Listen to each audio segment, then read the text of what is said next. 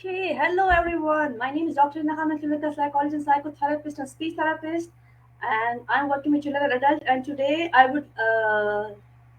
got this opportunity to invite autism activist Marcus Boyd, and I'm already thanking him. And before that discussion, I'm asking him to, I was thanking him personally, and on the behalf of Pakistani nation, because I'm from Pakistan. We thank you to take some time and come live to us and give us awareness about autism activities that you are doing. I would like to give some introduction about Marcus, as uh, many of people know that those children who are with autism, they are non-verbal. And as far as Marcus is concerned, he was non-verbal till the age of 11 years, if I'm not wrong. You utter your first word at the age of 11 years. 13. 13. Okay, that was 13 years old. Okay, when you were 13-year old, then you utter your first word. And when you are 18-year old, you start talking in sentences.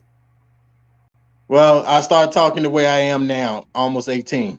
That was 18 years. I just mentioned this fact because a lot of people just give their hope that those who have autism, they cannot. And I know that there's always possibility that when you start working, then there's a point when if a child is capable of doing that, the child could do that. But we need to give encouragement to the child to come up with his own potential time. So that's why the fact was that that's why I mentioned this thing that just to break that stigma. That if you are after 12 years old, you cannot talk because maybe you have come across that thing a lot of things all the time. Maybe you're where you are going. Maybe where you are taking your therapies, or maybe you did not get that therapist enough therapies. So there are a lot of things involved in that factor. Okay, so you have some form of interest in music as well, and I have heard a lot of tunes, and that are so deep and so heart touching tunes, and I really like these tunes. And you got almost 13 or 14 awards on that thing, on your music. 13 music awards. So that is a very interesting thing, and the reason for taking you live was today that you're a role model for a lot of people, not just in your own country but in Pakistan as well. So maybe a lot of people don't know about you. Maybe they know about you as well. Maybe they have seen your post, but they are getting this opportunity first time in our country to know about you, to know about your work, and how you can go proactively. How can you could say encourage other parents to come and to do extra work on their child, or encourage the way their children are, because that is that's all about activism. It's not about that your child don't have anything. It's about whatever your child has, and you need to encourage that aspect as well. So what is your journey? I would like to hear from your part as well, because that was my side of instruction, and I did not just justed with your journey, because you are the one who faced all these things, and I would like to know from your side that how was your journey, and how who helped you out in that journey, and how you came into field of the music. Well, I was diagnosed with autism April 12th, 1993. I was 10 years old by Dr. King at Clifton Springs Mental Health Center in Mhm. Georgia. Um, and I was nonverbal till about 13 and a half. I started speaking at a 2-year-old's level. Yeah, true. And I was on medication from Ritalin, Paxil, Depakote, Seroquel, Zoloft, 500 to 1,000 milligrams twice a day. I was on that till about 23 years of age. Okay. I had a speech therapist, I had a behavior aid, I had a social worker, I had a regular therapist, I had a team speech coach. Okay. I had my grandmother in my nine. Clinics that they were giving you electric shock therapy, and they Yes. did not know your condition, because if you okay, you just complete your sentence, complete your statement, and I will ask you questions with in between. Sorry, I cut you over Well, here, because that hit what me a lot. what is That hit electrical that, shock therapy? yeah. Basically, it's like when they put you on the bed and they poke you and Yeah. you get a little bit of electrocution in your side or or the bottom half of your stomach or a little bit of your back. So it makes you hurt, but it don't kill you. It will hurt you real bad, but it's not going to like kill you off a couple shocks.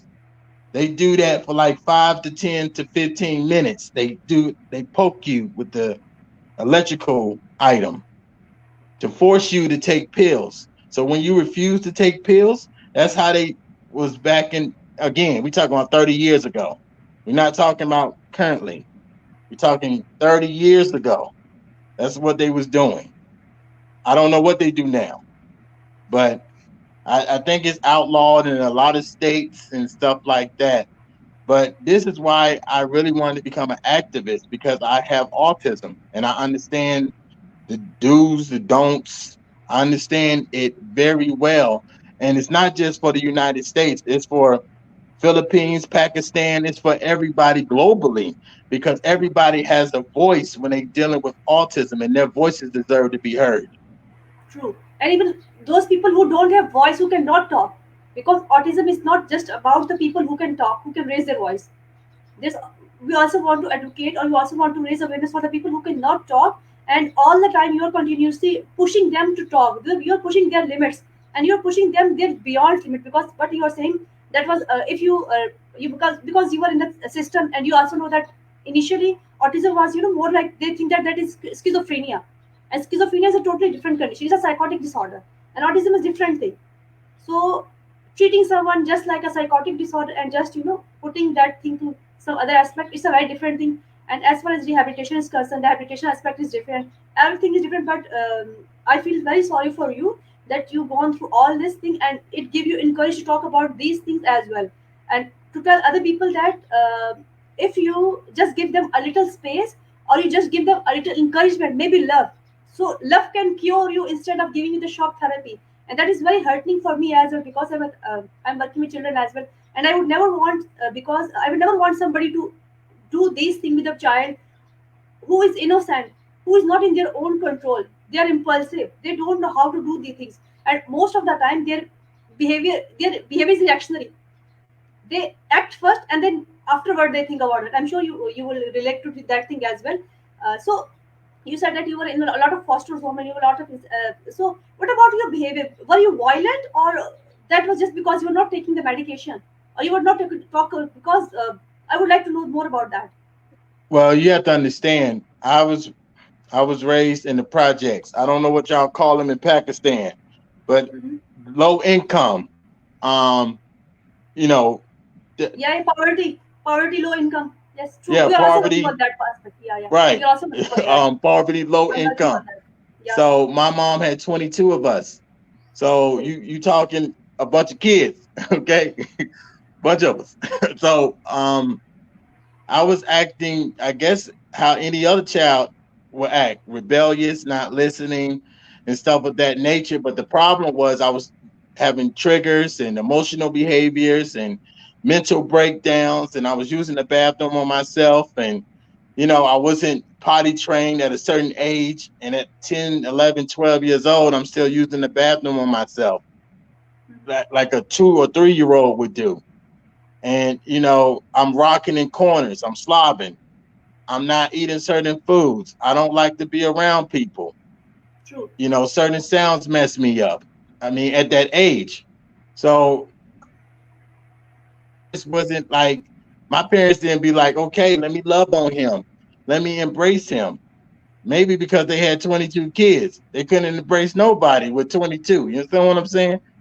So Hmm. they left me with my grandmother, and that was it. Okay. So you just talk about your sensory issues, because what you're saying, you're allergic to certain foods, you're allergic to certain sounds, and you have a lot of triggers at that time. So that was the reason that you were in these foster home, or these uh, uh, behavioral therapy institution, or even they were trying some other form of therapies which are unusual nowadays, or which we are considered, because if nowadays, will all the time we talk about rights of the children, rights of the person. So that was a difficult time you've gone through, and it gave you that encouragement to talk to these people. So what was the time when you get inspiration, or you started to go for your musical career? Because I heard in you that you also go through high school as well, if I'm not wrong about you. I've heard your bio, you went for education school as well. So what was your time over there? Because it is very important to understand, in education, in schools, they are friends. Their demands, you need to sit on the chair, you need to fulfill their demands, you need to sit on the chair for maybe 1 hour, 2 hour, listening to them. performing certain type of activities. So tell me about these things. I went to a lot of different schools because again, I was in a lot of different foster homes. So each foster home had a new school. So you're talking about 17 different foster homes. So you're talking about 17 different schools, and from an age bracket. Um, I didn't have friends. Nobody wanted to sit next to me because I smelled like doo doo, or I peed on myself, or whatever. Nobody wanted to sit next to me. They constantly made fun of me. I got bullied a lot. My schooling was terrible. It wasn't fun. The only time it was fun was when my sisters used to show up in my classrooms. They used to go with me to lunch. They used to go, everything I did fun, I did it with my sisters. So I didn't really have, the group of friends or whatever. And I went to a school for special needs kids. The whole school was for special needs kids. But the issue was they was locking these kids up. They was just locking them up. Anything they did, they was putting them in the hospital. So these kids really couldn't be kids because they was throwing them in the hospital. So they were giving them medication as well over there, because when a child is hyper, so they just want to tame them down. So if the child is saying something, doing something, Huh? they don't want such kind of kids over there. So they were giving them medication. What method they were using over there to working with the children, or what about the therapies? What kind of therapies they were providing in these schools?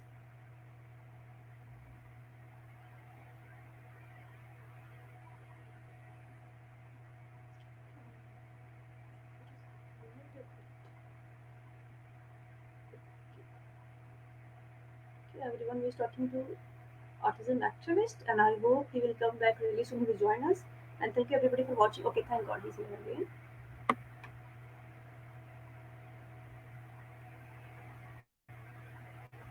I don't know what happened. Yes, we are back again.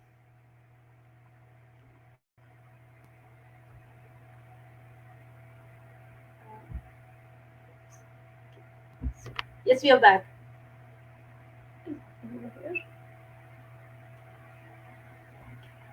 So, can you hear me? Okay, so I am talking about the, because when you were in a special institution, were you getting some therapies? What kind of therapy you were getting over there, or it was just about only medication or lying them up, tying them up all the time? What kind of therapy you were taking over there? Therapist. Brother Luca was my therapist from like 4 years old to like 21, 22 years of age. So she was an ABA or BACA or, you know, those type of titles. She was just a regular family therapist. We did games, flashcards, drawing, coloring, toys. She talked about my life. She encouraged me. Brother Looper, I met her mom, kids. I was at her house eating. Like she was my family. This was before HIPAA law. This was before confidentiality or anything else. Like I stayed with her mom in another state. Like I was 16. I stayed with her mom. So that's how close me and my therapist was. So over here, I always think that relationship of therapist and child matters a lot. Sometimes, as a therapist, because I am also working with children since 2011, and my work is a lot with autism children. Before maybe 5 6 years, people don't even know about. Maybe they don't know that much about autism, but now people are more aware of that condition. Or sometimes they're underdiagnosed, sometimes they're overdiagnosed this condition. Even then, you have to, you have a very share a very special relationship with your children. So sometimes they follow you more instead of their children, instead of their own mothers. So you enjoy being working with them, and I'm sure you enjoy that time period as well, because when you're talking about her, you feel so joy that you stayed with her, and she went beyond her, limitation, beyond her, you could say her role, and giving you that space. And what I think is that is the main thing. Maybe that's the main thing that you're talking to me today. I know it could help you a lot over here, that make you talk to me today, and that help you, that would encouragement that you should go out and talk to these people, because you always need an inspiration to come out to talk about people, to talk about those who are still suffering from these things, despite of the fact that we have a lot of researches going on, we have a lot of therapists, we have inclusion as well, we are now taking these children to normal school as well. Even then, there are a lot of things which need to be heard to the people, and we need even then a voice of those who cannot talk. So that is a very encouraging thing, and I appreciate your efforts, and I really encourage your effort as well. And you're kind of army, you're one man army. I know you have a lot of encouragement, you might have a lot of support, but even then it's you who is coming forward, who is talking to everyone, and who is because I have seen you are doing a lot of shows, you are reaching out to people, you're going everywhere. It takes a lot of physical effort as well, and taking time to for these things. You actually, a lot of respect is coming from my heart. And I'm sure those who just because of you, if they get something, if they get their basic rights, if they get something like some respect, some encouragement in their classroom, because you tell those classmates that you need to respect these people, they are human being as well. It's not just about them to learning that skills, it's also about you, how you can give them space in the classroom. You don't need to let that child sit in the class alone. You need to go and sit with that child, you need to go and greet that child every day, you need to ask him how are you, whether he responds you or not. So these are very important that we need to talk about. And it's not about acceptance, it's not even about awareness, we also need to accept that fact as well. And it's just not on the part of those kids or those parents, it's on the part of societies as well. That as a society we need to accept the fact that these children exist, and many children like that. It's not just about autism, it's about other people other children who have ASD, other like condition. And the main point is that when they grow up they still have that condition. You never grow, no, you never outgrow from these things. You will still with autism, and when you grow up then your problem get difficult, situations get difficult for you. So there's a life, there's a long way, there's a long life in their life. And every aspect, everyone who is having such condition, they need encouragement from us, they need unconditional regard from us, and they need love from us. They're not asking anything else from us. I'm sure you will agree to this aspect, that they're not I do asking us agree. anything else. I strongly agree. I think the problem, not only in America, but globally, is that we look at, oh, my child has autism, what my child can't do. My child may never be able to do A, B, and C, or my child may struggle with A, B, and C. But that may not even be true. We haven't even gave the child a chance to show what he or she can do. The thing is, autism is a title. It's not a disease, and it's not a death sentence. And we have to be able to love, encourage, and give light. Have patience and understanding. Yes, you're going to get upset. Yes, you're going to feel like questioning God. Yes, you're going to get depressed and stressed out. But at the end of the day, we have to understand that God gave us these special gifts for a reason. He won't put too much on us that we can't bear. And at the end of the day, it's going to be hard. It's going to be a mountain. It's going to be a valley that you have to climb. But what you can never forget is your faith, your determination, and your child. Yes, and the thing is that you know I'm working with the parents and with the family, and some one day one mother told me that I was talking to my cousin, and I told that I'm working with a therapist, and she's teaching me how to follow the commands, the basic commands, 1 step and 2 step commands. The you have been therapy. I'm sure you have this idea about this command following, and instruction following, and through basic exercises, through home based activities. So her mother said to her cousin said to that mother, do you think other children follow us?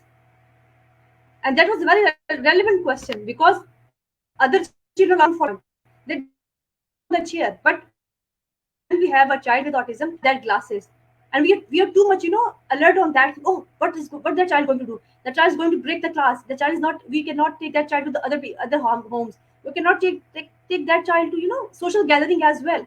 So when I asked the question from the other mother, just honestly tell me, what about your other children? Then she started thinking, and she said that yes, our other children are even doing work. I'm not saying the word worse, but they're more naughty from my this child. I mean, my child with autism is more caring. My child with autism take care of my stuff, because they are very loving and caring children. They understand the emotion of their mother if they are not talking. So she said that my child is very caring. My child take care of my stuff. My child take care of my things, and he will bring my stuff if I forget it everywhere. But my other children are more naughty. They don't even listen to me.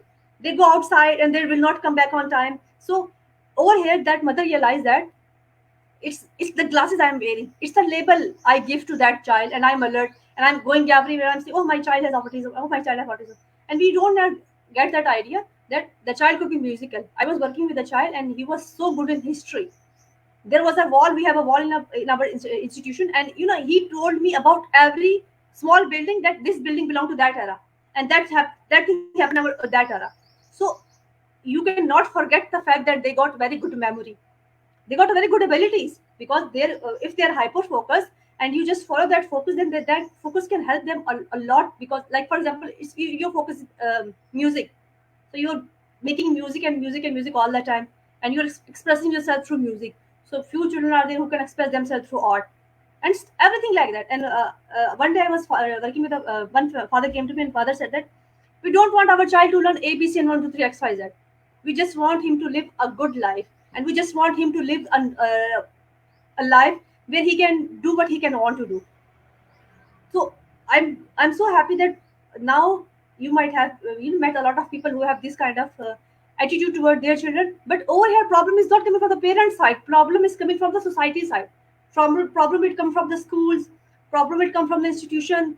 And I have seen a lot of parents crying in front of me that their child is determined. That they throw their child outside and said that the child has some kind of problem. We cannot take the child in our school, because they think that it's just some kind of pandemic kind of situation, and you will get autism from that child. And our children are getting very much affected. Maybe they develop some kind of abnormality in their behavior. So still, in today world, in modern world, in 2022, we have a lot of people whose thinking is like orthodox, maybe 20th century thinking, maybe 19th century thinking. So I'm sure that you could say, the struggle you are doing, the struggle we all want to do, just to give them accept awareness and then acceptance as well. So credit goes to you as well, that you're doing very good. So now let's talk about your music inspiration, how you started that music thing, and how you started your career, and when was the time that you said that yes, now it's the time, or music is my inspiration, or okay, just tell me about your streaming. How you stream? What is your streaming? That's a very important Um, question. I started music because I really didn't have a choice. My grandmother said it was either church Okay. or that was it. It was she only gave one option, church. So, Okay. they had a summer camp through the church. It was for 3 months, and they was giving out wooden flutes. My grandmother threw me and my sister on the bus, and she had to be my voice, and I had to be the one to participate. So they was giving out Okay. wooden flutes on the bus. I got one, Big Patty got one, and Big Patty told me that I had to play the trombone. I ain't have a Okay. choice. She just told me to blow. That's what she told me to do. She said blow in it. So I blew. Okay. I didn't So know what I was doing. But trombone is a very difficult kind of equipment, musical equipment. So maybe you are it's a big inborn, or instrument. because of your It's really talent. big. It's a difficult instrument, a very big. It's difficult as well. So maybe it was a time for you to choose, or there's always a time in your life when you get that elevation, and maybe that was your time to get that elevation, that you have this capabilities and you can do a lot of music. So that was a Well, I don't big know because I trombone. was kind of That was a frightened big of my trombone. sister. I was kind of frightened of my sister. She like 6'6", 6'7". So ain't a Okay. lot of people telling Big Patty no. There's not a lot of Okay. people that telling her no. Okay. so so I did what she said. So and it really turned out in my favor. But I learned how to play instruments before I Okay. went to become a music producer. I learned how to play instruments and Okay. create different sounds and hear different melodies in the head and just really put them in music format. I mean, music became a way for me to have my own voice. When people was making fun of me, when I couldn't speak for myself, when I was getting beat up, music was a way for me to communicate to the popular kids because they didn't care if I had a disability as long as the music was hot. That was it.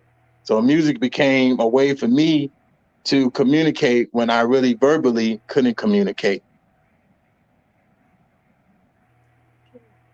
Or even then, there's a point when you talk about skill, then when you're so good in a skill, then they don't see who you are. If you talk Right. about music as well, because music itself is a voice, music itself is talking itself. So even if you see some painting, maybe the painter is not that much communicative, but he create a very interesting piece of art. For example, then one can, our old painters, they live a very miserable life. Maybe they were so poor, they don't even have anything to eat, but they, the painting they have created, they are still, legends painting, and we still talk about these paintings. Maybe they were from 18th century, maybe they were from 19th century, but we still talk about these people. So music is a kind of thing that you, it give you rhythm, that's why people like it, and it give you harmony as well. So rhythm and harmony and giving you a voice and giving you a very strong voice, that would try, I would like to narrate over here that music give you a very strong voice, and the whole world listen to you. That music help you out to be the voice of so many people out there in so many states, in so many countries. And that's, maybe at movement people don't encourage you at that time. They were making fun of you, they were bullying you, and but now they might respect you. I'm sure they are respecting you now that you are something, and you are a very positive image, and now they want to be your friend as well when you become something, because it's how our society is. When you get some fame, when you get some awards, so everybody's your friend. So okay, just tell me something about your some incident that somebody tried to do something bad with you, and now they are your friend, now they want to be your friend now. So do you have, say, such kind of people Um, around you? well, actually, my bully, his name is Jason. Everybody Okay. used to call him Bird for a nickname. Well, Jason and his sister used to bully me for years in school, throughout school and stuff of that nature. So Big Patty threw him in a locker. She stuffed him in a locker, was beating him up. My sister was beating him up and stuff like that. Fast forward, that's her husband. They have 4 girls together. They have 4 of my nieces. Okay. So the irony is, my bully became my brother-in-law. Okay. So, so did you, sometime, okay, just tell me something that, is it hurt still? Is it still, is that because the thing which happened to us in our past, I mean, in our childhood, it is very hurting. So, did it hurt you still, or you just, get rid of it because you went through music, or you just find a voice to, get into new transition of your life. So did it still hurt you, or you just making you just let it go now? Or you sometimes talk about that as well with him, that you are doing that thing with me. Um, it don't really hurt me because again, my bully is my brother-in-law, and he's getting bullied. He'll be bullied Okay. for the rest of his life with my sister. So karma has a way of coming back 360. So it Yeah, don't it bother should. me no more at all.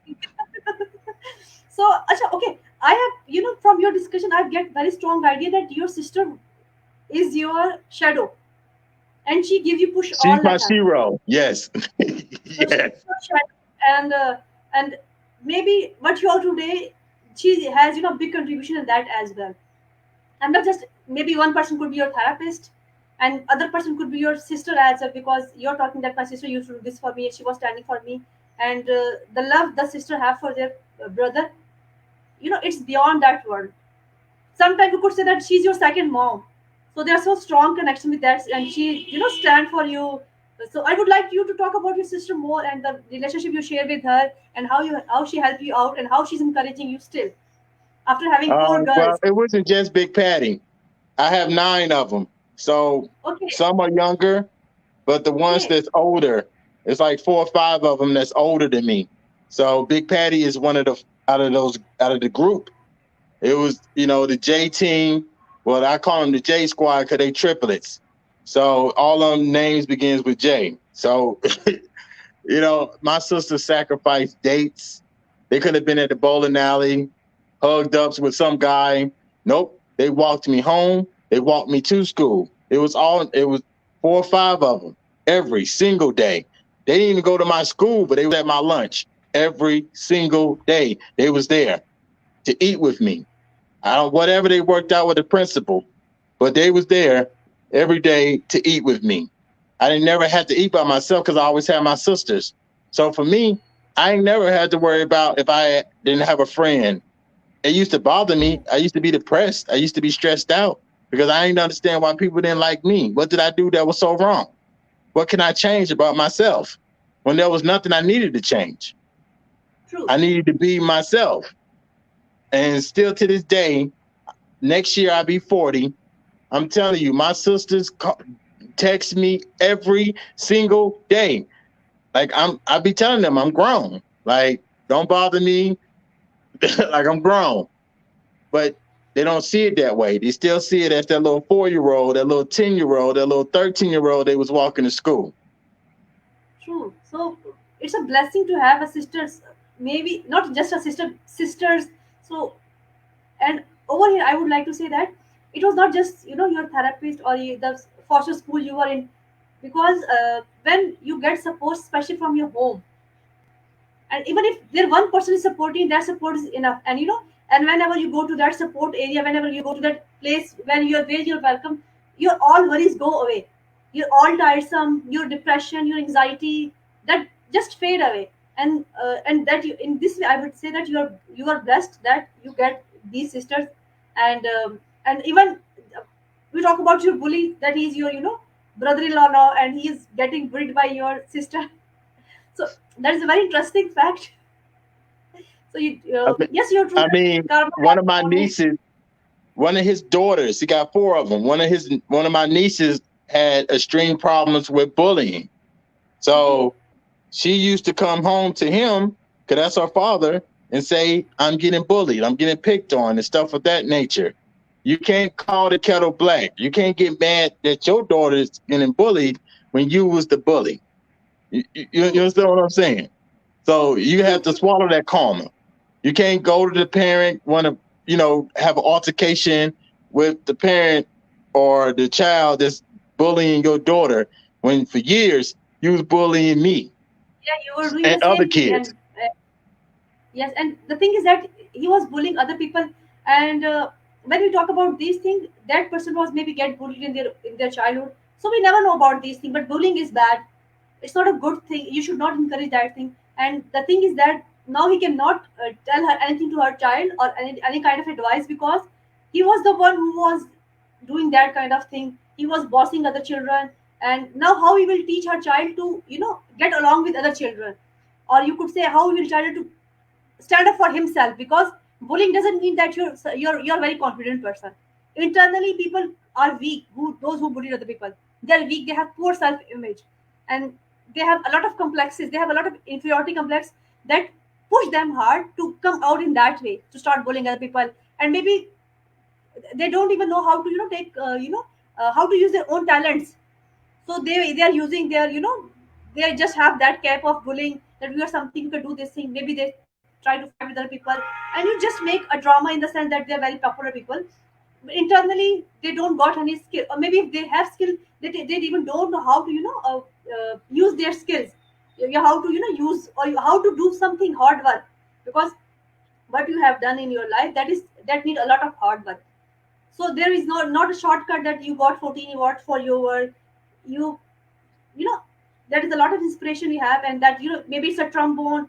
You learn a lot of musical instrument, and that give you a voice, and that maybe give voice to other people who can relate to your music. So now I would like you to, okay, so you're meeting a lot of people, and you are going to a lot of states as well, and a lot of institution as well. And I've seen your post that you are now want to change the policies for these children as well. That is a very good initiative, and I will really appreciate that thing and that aspect, that you are doing a very good thing. Because whatever you do, when things are not coming from upper level, when it is not part of policy, then it is useless. You cannot do anything good with these people, or you cannot talk to, go and ask them, and you cannot held anyone accountable for any kind of bully happened in their school. So I'm sure you would take account of this thing as well, that children should have a very positive space. Nobody should mock them. Nobody should lock up them. Nobody should take their lunch. Nobody should push them. because this is what is happening everywhere. And even bullying is not good for other children as well. You cannot say if it's about somebody with special need, just they are special need because they don't talk about themselves, so it's a very easy target for them. And they cannot, if you talk about some bully, they cannot target a person who is very, you could say, a little bit from a good family background, a little bit, a little bit muscular, so they will not go to that person. Instead of going to some weak person, they should go to that person, and they should challenge their own self, and they should check themselves that how strong they are, but they're not, because they're nothing inside. Okay, so like to ask you another question, that now do you think situation is changed after many years, or it's still the same? Um, now my situation through God has really changed, and now it's time for me to use my story, my past trials and tribulations, my knowledge, my wisdom, and try to help many people as I can. Try to be a voice and help change these laws, these rights, invent new programs, talk about Medicaid programming, allow low income families to be able to really gain and really get these services that they need for their autistic children. And that's Okay. just what it's about with me. So even you're talking about low income, I'm also working on these children who is coming from low income class, and I'm working with these children. I'm teaching them, and basically what I'm from Pakistan. I have an institution with the name of Center for Research, Rehabilitation and Prevention. Over here, it's not just about autism; it's about other disabilities as well. So our main focus is over there is skill. First, we are going to taught them skills. After that, ABC and XYZ came. But first, they need to be independent. They need to be independent in taking their care, take care of themselves, eating food, and wearing dress and stuff like that. So it's very important to understand this aspect. And it's not one day thing. When you work with these things, for example, you work with the people, and you also been the part of a lot of institution as well. So you know that what could be changed, and it's good that you are targeting. You're doing your targeted work.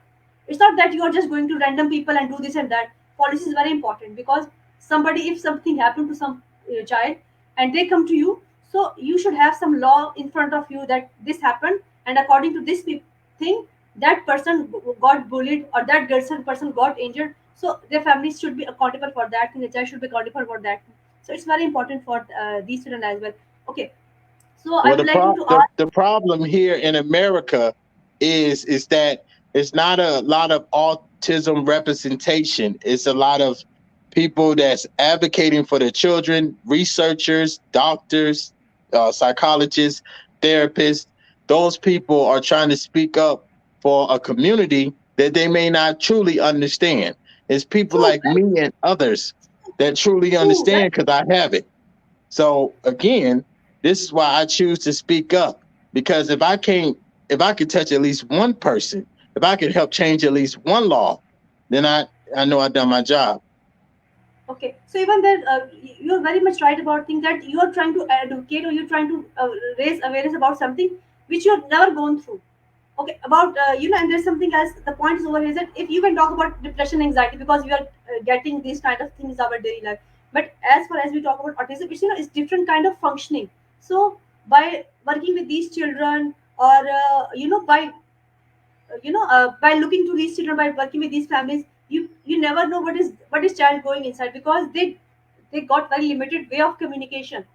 Even if you are talking in sentences, you cannot say something. For example, I was working with a child, mother said that I don't know why the child is saying bum. No, sir, not bum, he's saying monkey. And she said that whenever the child get hit, or get hit with something, or hit his head or something like that, then he used the word monkey. So I told her what is his favorite poem. She said Five Little Monkeys. So if you know the poem, Five Little Monkeys jumping on a bed, one get off and bump his head. Mama called the doctor. Doctor said, no more monkey jumping on a bed. So it's a whole poem. But that poem is giving a concept that if you get bumped over here, so you need to go to the doctor, you need to go to the mother so that she can check. But that child don't get his voice, and he cannot communicate. So he's using one word. But maybe I'm therapist, I'm able to tell that yes, he's doing it. But mother was not able to understand what he's trying to tell me. Or she's not able to understand that that child is saying E for elephant. Why he's saying E for elephant? So I just said that he's just trying to make some sense, that he's that is mainly he's trying to tell a story. that he read that thing in a book. Now he's watching that thing live, so he's enjoying that thing. So the child is not able to tell, but my mother is curious and she's a very good mother. And I very like her the way she's, working with her child and going proactively working and asking me all the time question, what can I do? What can what could benefit my relationship with the child? And now she's working on a relationship with child as well. Even she said that, and I am very busy mother. It could be very easy for me to take that child to some institution. But when I work with that child, now I'm feeling comfortable with my own self as well. I'm so confident that I can do a lot for my child. And her child is learning very well. I must say her child is learning very well. So over here, it's always matter is the support you get from your family. In your case, it's your sister that they supported you all that time. They're still supporting you. And I think in picture days are your sister. I mean, you said that you have 9 sisters, I guess. So the I have seen your pictures of the girls with you. These are your sisters? Well, some of them, I do got pictures with my sister. Some of them, I got brothers too. I got like 10 of them, but I really don't mention my brothers because they were just on a different planet. Let's just put it that way. It was just, it was. I got 2 brothers that really went over and beyond. Jason and BJ. They really went over and beyond. But the rest of them, no. But I mean, again, it was a different time. It was a different era. It was the late 80s, early 90s. Nobody's thinking about, okay, my brother got autism. Let me do what I need to do to help him. I'm popular. I play football or basketball. The girls like me. They're not thinking about their little brother tagging along.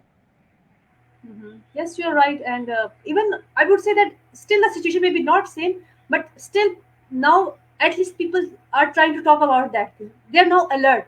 Whenever they child to go to certain age, then they start asking questions from a therapist that my child is showing certain kind of traits, certain kind of behavior. He's have certain kind of symptoms. So is my child is suffering from something? So maybe it's came to that level that at least parents are now familiar with that concept. But for society, I think that we need to work a lot for society to understand that thing, that uh, how we are going to give them space and how we can understand to live with these people.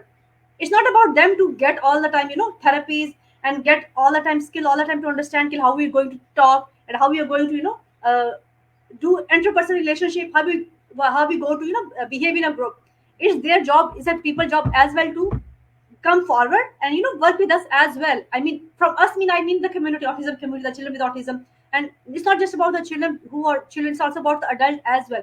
Because I'm mentioning again, when you grow up, you don't outgrow the autism still remain there. So if somebody is saying that just do that treatment, the autism will go away, it's a very separate debate.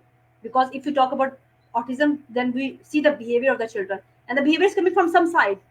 So, and that's a very different debate. But it's there is a good thing that policy is very important. I must say that. And as you said that your brother maybe two to three brother did something with you, but that was the role of your sister that that helped you out a lot. So when we talk about your awards that you get 14 or 13 awards for your music. So what was your reaction when you got your first award?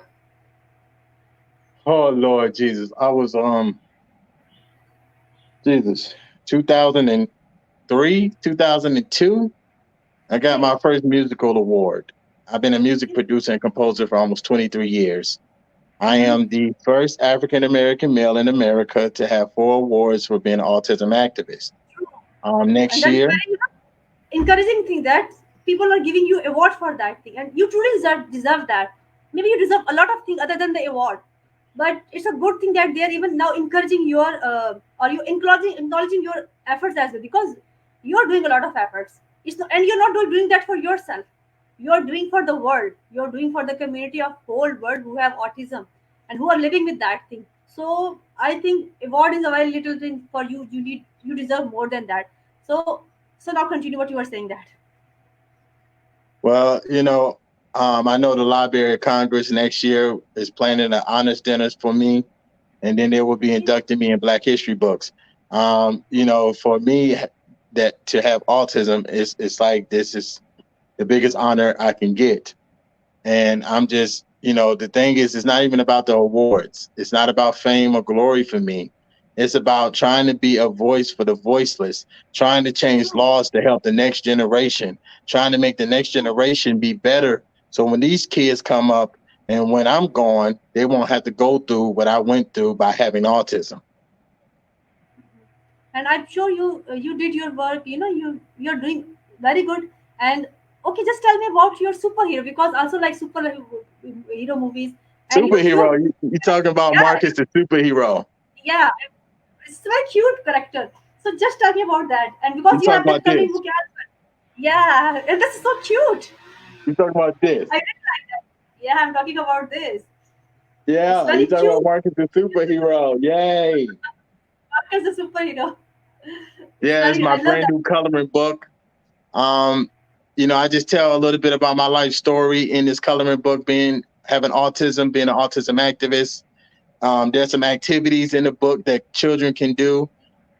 This is for all children, not just kids that have autism, but this book is dedicated to kids that has autism, the kids that have any type of disability, and even Okay. kids that don't, because you have a superhero inside of you.